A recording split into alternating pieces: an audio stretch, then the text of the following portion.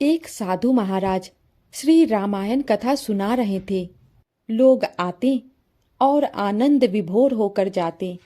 साधु महाराज का नियम था, रोज कथा शुरू करने से पहले आइए हनुमंत जी विराजिए कहकर हनुमान जी का आवाहन करते थे। फिर 1 घंटा प्रवचन करते थे। एक वकील साहब हर रोज कथा सुनने आते। वकील साहब के भक्ति भाव पर एक दिन तर्कशीलता हावी हो गई। उन्हें लगा कि महाराज रोज आइए हनुमंत जी विराजिए कहते हैं, तो क्या हनुमान जी सचमुच में आते होंगे।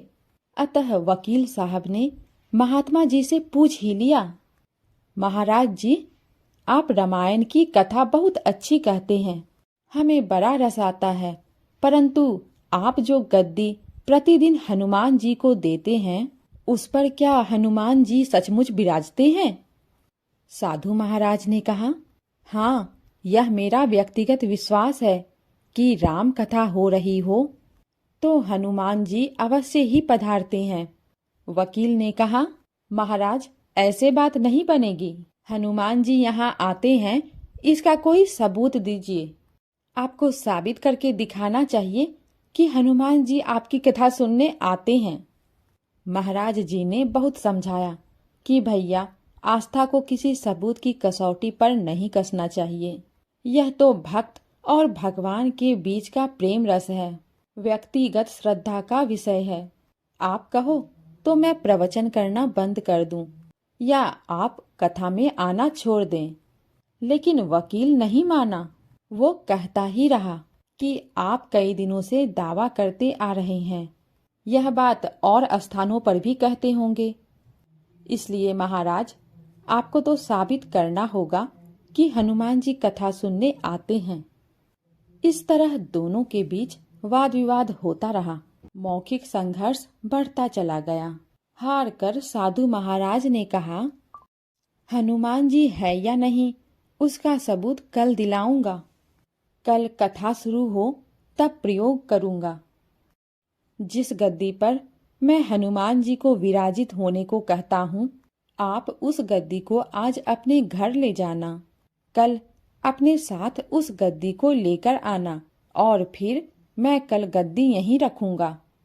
मैं कथा से पहले हनुमान जी को बुलाऊंगा, फिर आप गद्दी ऊंची उठाना। यदि आपने गद्दी ऊंची उठा दी तो समझना हनुमान जी नहीं हैं। वकील इस कसौटी के लिए तैयार हो गया।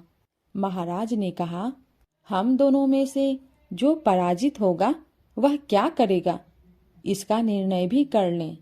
यह तो सत्य की परीक्षा है।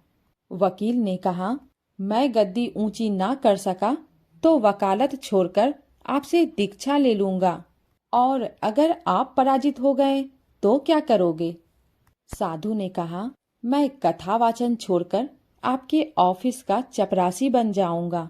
अगले दिन कथा पंडाल में भारी भीड़ हुई। जो लोग रोजाना कथा सुनने नहीं आते थे, वे भी भक्ति, प्रेम और विश्वास की परीक्षा देखने आए। काफी भीड़ हो गई। पंडाल भर गया। श्रद्धा और विश्वास का प्रश्न जो था, साधु महाराज और वकील साहब कथा पंडाल में पधारे। गद्दी रखी गई। महात्मा जी ने सजल नेत्रों से मंगलाचरण किया और फिर बोले, आइए हनुमंत जी विराजिए। ऐसा बोलते ही साधु महाराज के नेत्र सजल हो उठे। मन ही मन साधु बोले, प्रभु, आज मेरा प्रश्न नहीं बल्कि रघुकुल रीति की परंपरा का सवाल है। मैं तो एक साधारण जन हूँ। मेरी भक्ति और आस्था की लाज रखना। फिर वकील साहब को निमंत्रण दिया गया, आइए गद्दी ऊंची कीजिए। लोगों की आंखें जम गई। वकील साहब खड़े हुए।